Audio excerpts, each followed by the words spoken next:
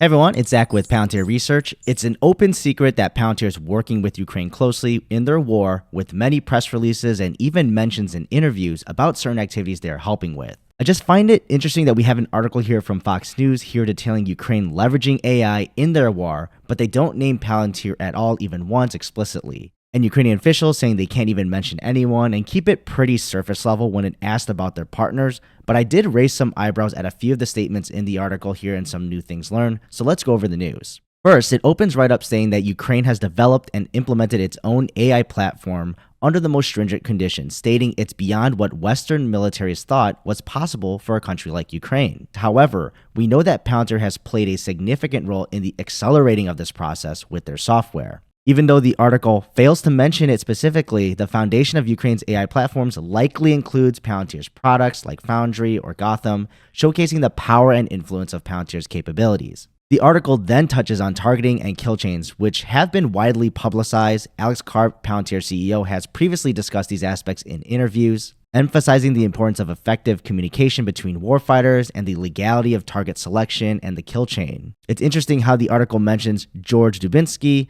the Deputy Minister of Digital Transformation, stating that they decided to create their own AI platform. This could be a technicality though, as they likely utilized Palantir's infrastructure and tailored it to their specific needs, essentially building their own version of Palantir's AIP platform. Remember, this was way before ChatGPT prompted everyone in the commercial side of this AI arms race to come out with their own platform. So my speculation is that Palantir had the nuts and bolts, and George, by saying built their own AI platform, means they actually did build their own version of AIP before it existed. And what I didn't know about before, the ministry apparently looked at 10 AI platforms where they decided if it'd just be better to build one themselves after looking at these. And this was in mid-2022, so the cool thing here is that it seems like Palantir was actually the beneficiary of this, either directly or indirectly, where they saw an AI platform being tailored to the customer's needs, especially on the battlefield.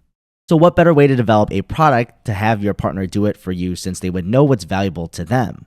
Collaborating with Palantir allowed them to develop a product tailored to their needs, all while keeping data protection in mind and to prevent misuse or dissemination of sensitive information.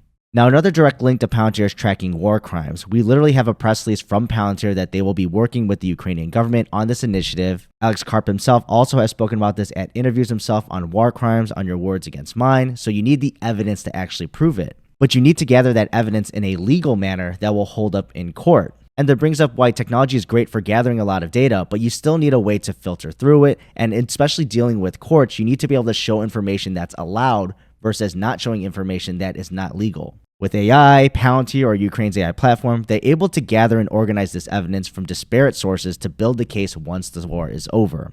And we just get more confirmation that Palantir has been one of the bigger solutions in bringing data together, because the full picture allows warfighters and strategists to optimize their plans and shift around when they need it much more quickly. And then the kicker at the end is at the end of the article when they asked if they're using Russian data sets, and he gives this awesome answer that they're just doing their job successfully. Now, of course, you'll always say you're doing well, but it's just funny how this was his answer when asked about it basically spying or gathering enemy intel, because you know Palantir has their solutions that do exactly what they say, with public data that can gather from social media to satellites and even military satellites. The response given suggests that they're actually successfully doing their job, hinting at potential intelligence gathering efforts. And then they close out the article here without mentioning Palantir at all. They're in constant communication with big companies and projects and couldn't say who. But the most interesting part, though, to me was India, because they've taken more of a neutral stance here, benefiting from buying cheap resources from Russia during the time of isolation and sanctions. But then they're also mentioned here as working with them on particular elements, but they're careful to say it's not cooperation. So of course that's a very political answer with this sensitive relationship when they're playing both sides. Now, in my opinion, it's great to hear some confirmation that Palantir's services and solutions are being utilized by Ukraine. It just keeps adding on to the value proposition and building evidence for our thesis on Palantir. It is a bit disappointing, though, not to see explicit credit here given to Palantir, considering their widely publicized involvement already. However, it's likely because there are numerous other companies and countries also supporting Ukraine, hopefully, and they want to acknowledge everyone involved without stepping on anyone's toes. But at least for the Palantir community here, it's painfully obvious here that Palantir is playing a huge role in a lot of these different things mentioned in the article. So either way, it's a good thing for Ukraine and Palantir that they're showcasing how AI is developing, because like ChatGPT, it shows the possibilities to other countries, especially smaller ones, That software makes a huge difference in defense and keeping your sovereignty. Well, what are your thoughts below? Let me know if you think this is Palantir. I think it's painfully obvious, but let me know below, and I'll see you in the next video.